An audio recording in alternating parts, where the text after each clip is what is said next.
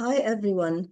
Today we're going to start a very interesting journey inside the human body to study the internal framework that supports our human body, which is the skeleton. You know that human beings have internal skeletons, whereas some insects, for example, like the cockroaches, they have an external skeleton or an exoskeleton. So today we're going to study the skeletal system of the human body. And as you know, a system is a group of organs. And here the organs are the individual bones that form the skeleton of the human body. This is how the whole human skeleton looks like. But before studying that interesting diagram about the whole human skeleton, we're going to give some few details before studying it. The total number of bones inside the human body that form the skeleton are about 206 bones. So it's a big number of bones. Some of them are large, some of them are extremely small. They differ in shape.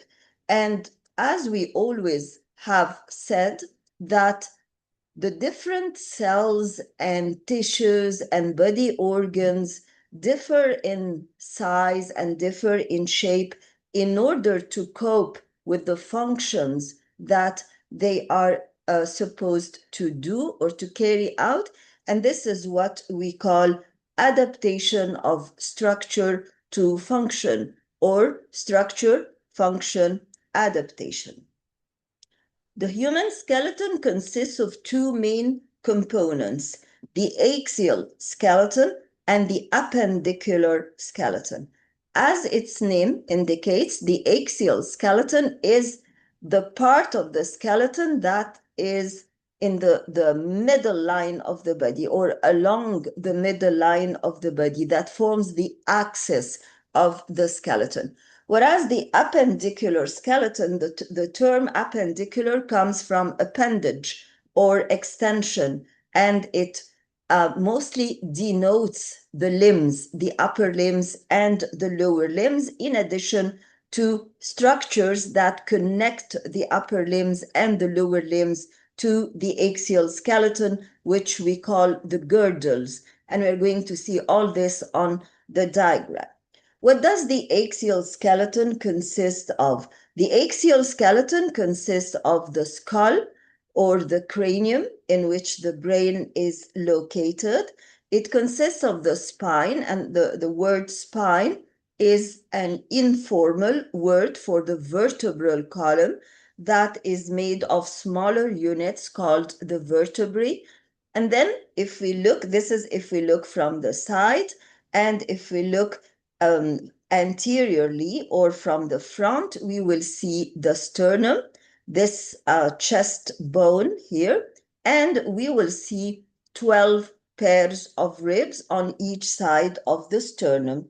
The sternum and the ribs, together with the first 12 thoracic vertebrae, or the vertebrae that lie in the chest cavity, form together what we call the thoracic cage that protects, that encloses or contains the lungs and protects the lungs.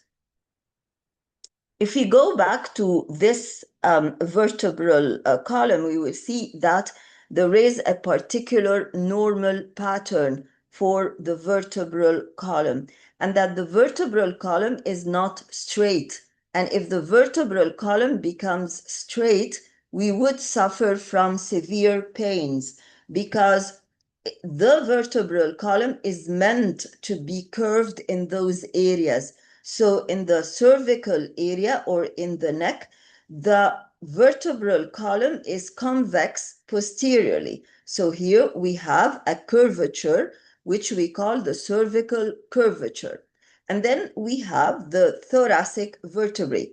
The thoracic vertebrae are 12 in number, and they are convex posteriorly towards the back, but anteriorly they are concave. And this is what we call the thoracic curvature.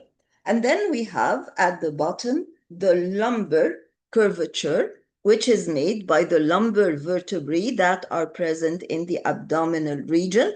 And as you can see, again, the lumbar vertebrae are convex posteriorly. And then we have the pelvic curvature that is made by the sacrum or the sacral vertebrae, and the pelvic curvature is concave anteriorly, convex posteriorly.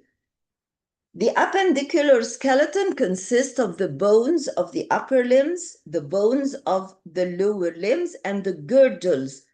Those are the bones that connect the upper limbs and the lower limbs to the axial skeleton. So here, for example, we can see part of the upper limb, which is the bone that supports the arm, which is called the humerus, and we will be seeing it on the large diagram at the beginning of the presentation.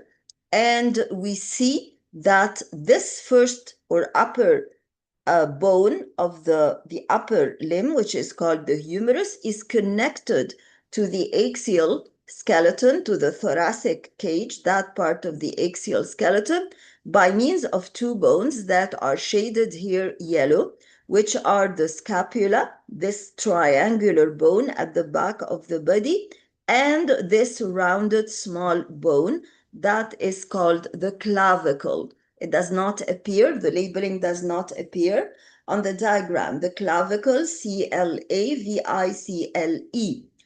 On the other hand, here we can see the first part of the lower limb.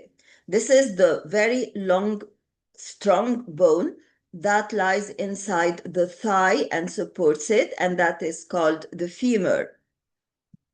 The femur is connected to the lowermost part of the vertebral column, or to the axial, to the lowermost part of the axial skeleton, by an important bone that is called the pelvic bone. The two pelvic bones, the right pelvic bone and the left pelvic bone, are connected together via a cartilaginous joint. The joint is the place where two bones meet together. And because the joint here, the joint space is full of cartilage, we call it a cartilaginous joint. And that cartilaginous joint is called the pubic symphysis. So here, these are the components of the pelvic girdle, the two pelvic bones, together with the lowermost part of the vertebral column that is called the sacrum, and that is connected upward with the vertebral column. These together form the pelvic girdle. So the pelvic girdle consists of two pelvic bones and the sacrum. Each pelvic bone consists of three parts. So we have here the large posterior part that is called the ilium with an I, to differentiate it from the ilium with an E, that is which is the middle part of the small intestine. And we have here this ridge or crest of bone that is called the iliac crest, and that you can feel if you put your hands at the upper part of the buttocks. You can see, you can feel a ridge of bone on both sides. And then we have that swollen part that is called the ischium. Those are the bones that are in contact with a chair, for example, when you sit down. And then you have the anterior-most part, which is the pubis. So these are the girdles and the functions of the girdles. Before discussing the bone functions, we will go back to the skeleton and see the bony parts in detail. So here we have the skull. We will start by the axial skeleton, which includes the skull, the vertebral column, and the thoracic cage. Here is the skull, and this is the mandible, which is the lower jaw. Why do we label it separately or in particular? Because the mandible is separate from the skull. It makes a joint with the rest of the skull called the temporomandibular joint. And then we have here the sternum and the thoracic, the 12 pairs of ribs. Here you can see the clavicle and the scapula, which consist or which form together the pectoral girdle, and they are connected with the upper limb. What are the bones of the upper limb? We have the humerus, which is the bone that supports the upper arm, and we have two bones that support the forearm. We have here the innermost part or the medial part. Medial means towards the middle line. We have the ulna, and outer or more laterally away from more or farther from the middle line, we have the radius. You can simply detect where the radius is from the thumb. The thumb is towards the radius. The thumb, if you have both hands open in the supine position, then you will have the radius outside or outward. And then we have two rows of very small bones called the carpal bones that constitute together the carpus, and then the bones that support the palm that form the metacarpus, and then we have the phalanges that support the fingers. Here we have the pelvic girdle, as we said. Here we have the hip joint, and here, of course, we have the shoulder joint. Here we have the elbow joint. The elbow joint is between one bone, which is the humerus, and two lower bones, which are the ulna and the radius. The shoulder joint is between the scapula and the head of the humerus, this rounded head of the humerus. The hip joints, they lie between the heads of this long bone called the femur and the cavity in the pelvic bone. And here we have the knee joint that lies between the femur and two bones present in the leg and supporting it. The medial one, the one that is towards the middle line, is the largest and is called the tibia, and it is the actual bone that forms the knee joint together with the femur.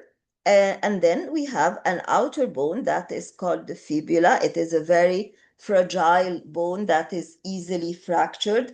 It does not share in the formation of the knee joint, and it is just supported by muscles. And then we have a group of bones called the tarsal bones forming together the tarsus at the ankle. And we have the bones that support the foot that are called that form together the metatarsus. They are five short or five small long bones supporting the foot. And then we have the phalanges, just like we have in the upper limb. So the carpus at the wrist corresponds to the tarsus at the ankle. And here we have a very small, flat, smooth, rounded bones called the patella. And the patella lies just in front of the knee joint where the femur joins the tibia, and the patella forms an important site of attachment for the muscles of the thigh to the tibia. What are the functions of the bones? First of all, as we said before, the bones provide a rigid framework that it's like a scaffold that helps attachment of the muscles. You need muscles to move, to contract and relax and move your bones. So in order for the muscle to be able to move your bones, it has to be attached to a supporting structure or to a framework, which is the bone. When muscles contract, they pull on the bones. And this is a very important piece of information. Muscles do not push, muscles only pull. And we will see how antagonistic muscles or muscles with antagonizing actions like coordinate together in order to carry out a particular movement. Now, here is the biceps, the famous biceps muscle. And we call it a biceps muscle because it has two fibrous cords that help it attach to the scapula and pass across the shoulder joint. Because this is another important piece of information. In order for a muscle to move a bone, it has to stretch across a certain joint. Maybe it stretches across one joint only. Maybe like here in the biceps, it stretches across the shoulder joint and stretches across the elbow joint. The site of attach, this fibrous cord is called a tendon. So we have tendons at the beginning of the muscle and tendons at the end of the muscle. But those tendons are called the origin of the muscle, and this tendon is called the insertion of the muscle. Because the biceps muscle has two origins, then we call it a biceps muscle. Why did we call this the origin and call this the insertion? The origin is fixed during contraction of the muscle or immovable.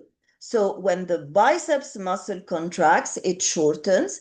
And when it shortens, it pulls the forearm to come towards the arm.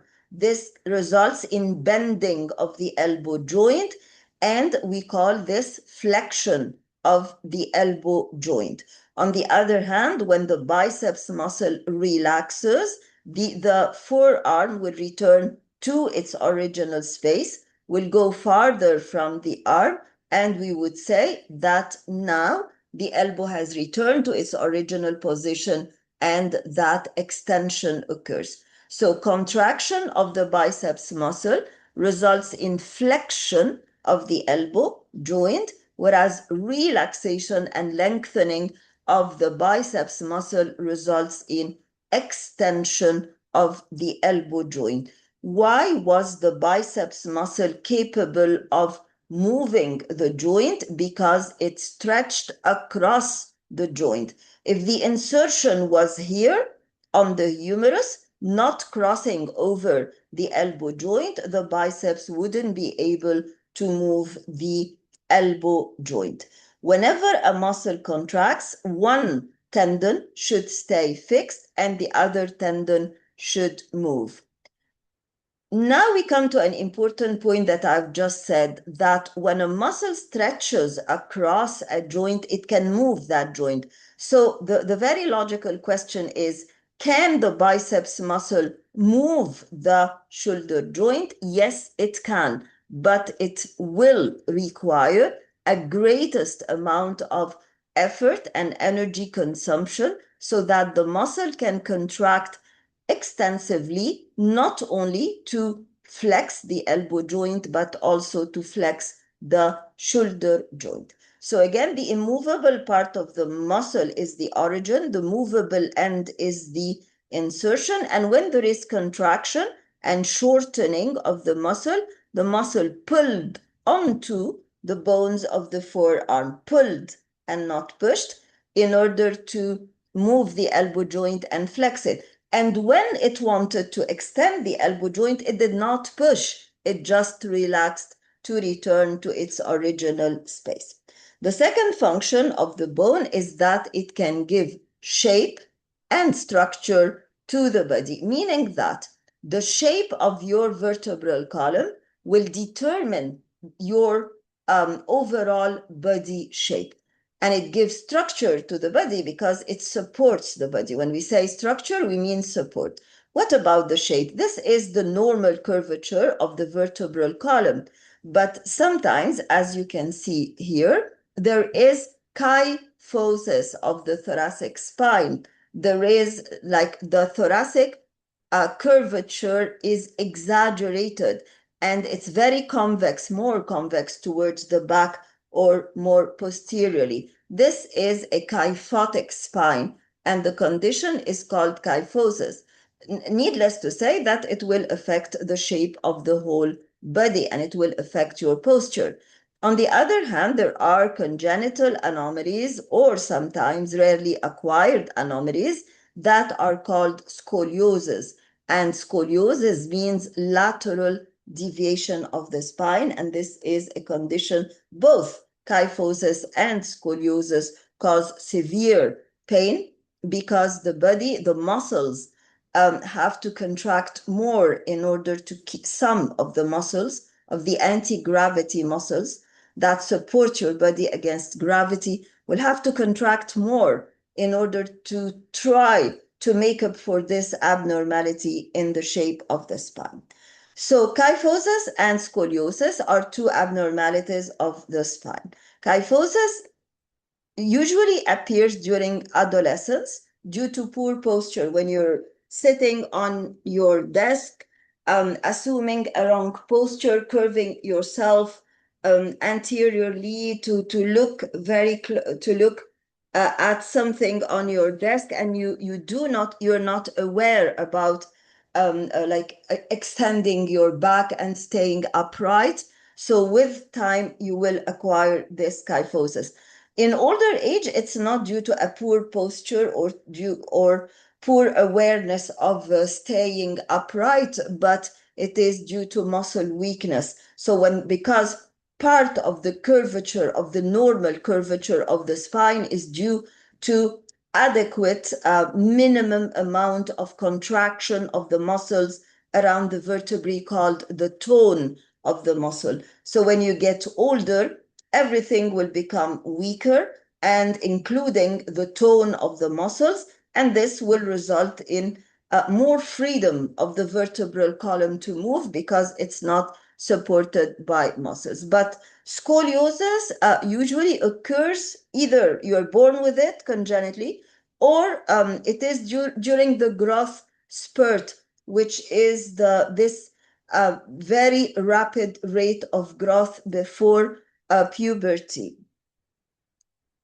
The third, of course, function of the bones is that they protect and support the delicate organs of the body, the internal organs. Like you see here, the thoracic cage protects the two lungs, protects a good deal of the liver, protects the upper part of the stomach, protects the spleen and the pancreas behind, and of course, it protects the heart here that lies in the central part of the chest cavity, which is called the mediastinum. Here, for example, you can see examples of how the skull protects the brain, which is a soft organ, but very important organ. Another important function of bones is that they represent storage, a storage site for minerals, because the main substance, the matrix of the bones where the cells are deposited and where the blood vessels pass, is mineralized. It's connective tissue where calcium and phosphorus, like calcium phosphate salts, have been deposited.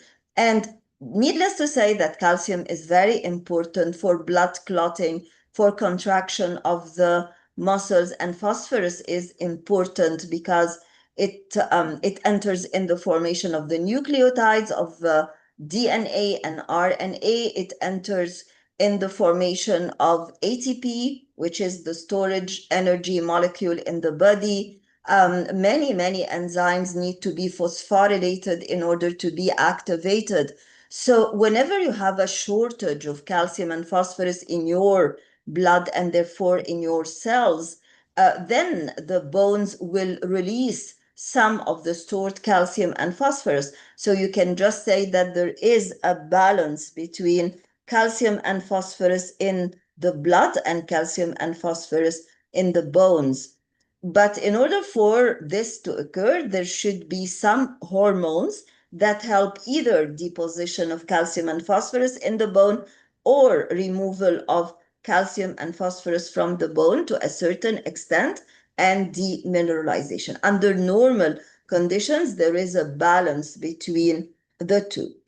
Inside the bones, inside whether long bones or flat bones, there is a cavity, and that cavity is not empty. This cavity contains stem cells that will later on form blood components. And this tissue that is essentially made of hematopoietic stem cells, or stem cells capable of hematopoiesis or formation of blood cells, is called the bone marrow, and it produces red blood corpuscles, white blood cells, and platelets.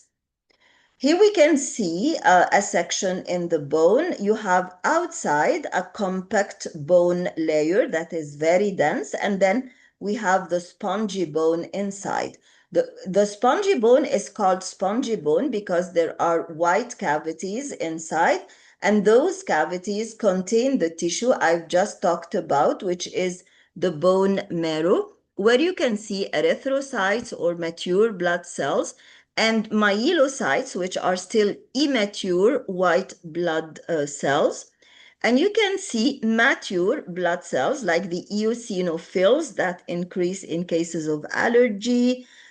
You can see normoblasts, which are immature lymphocytes.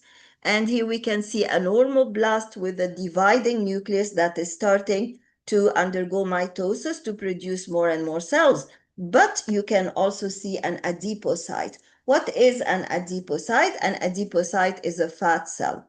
What does this mean? This means that when you're young, the long bones contain in their bone marrow hematopoietic tissue and blood cells.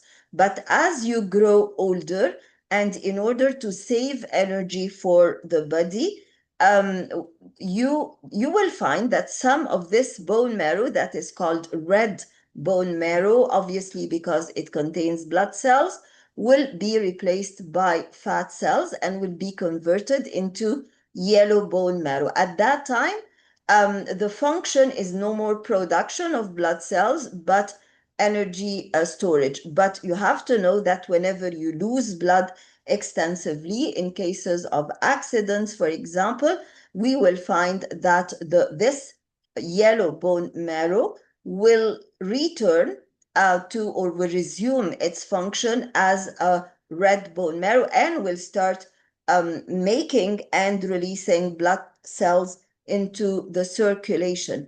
But on the other hand, the flat bones in the body, like the scapula, like the sternum, their bone marrow stays red forever. And here you can see a very uncomfortable, unpleasant procedure that is bone marrow aspiration. And we do this whenever we want to examine the bone marrow in some cases, like leukemias, for instance, and to know whether there are blood cells that are abnormal. Because sometimes the peripheral blood, which we take from the peripheral circulation, is not decisive in the diagnosis of cancer of blood or leukemia. So we refer to bone marrow aspiration. The bones are many, but their total mass is only 14% of the mass of the body. And this is because this dense mineralized layer of compact bone around the bone is hollow from inside. And inside there is just a soft tissue, which is the bone marrow, which is less dense. Moreover, maybe you think that the bones are dry tissues, but actually no, they are moist tissues, and they contain a good deal of moisture. Now, how can we classify the bones? The classification is a bit confusing, but we will try to break it down and make it easier. The long bones, when we say that we have long bones, short bones, irregular bones, and flat bones. So you have first to define the long bones, because all the rest is non-long. So what do we mean by the long bone? The long bone is not an actual long bones, but it might be very short, like the bones that support the palm of the hand, the metacarpal bones, or the bones that support the foot, the metatarsal bones. But it is more related, the nomenclature, the name is more related to the shape rather than it is related to the length. So a long bone is a bone that is longer than wider. Any bone whose length is greater than the width will be considered a long bone. Any other thing will not be, any other type of bone will not be a long bone. But here we have three bones that are non-long bones. Those bones that are called short bones are bones that have almost equal length and width, like the carpal bones or the tarsal bones in the wrist and in the ankle, respectively. And then we have the flat bones that are obviously flat, and they are essentially curved, have a little bit curvature, and they protect the soft organs. And a bone that is neither long nor flat, nor flat, nor short will be an irregular bone. It does not fit into any of the other bones, like, for example, the pelvic bone, although this ilium of the pelvic bone or iliac part is considered a flat bone. We will stop here and then we will continue our discussion, of the structure and function of the bones in the next video. Thank you.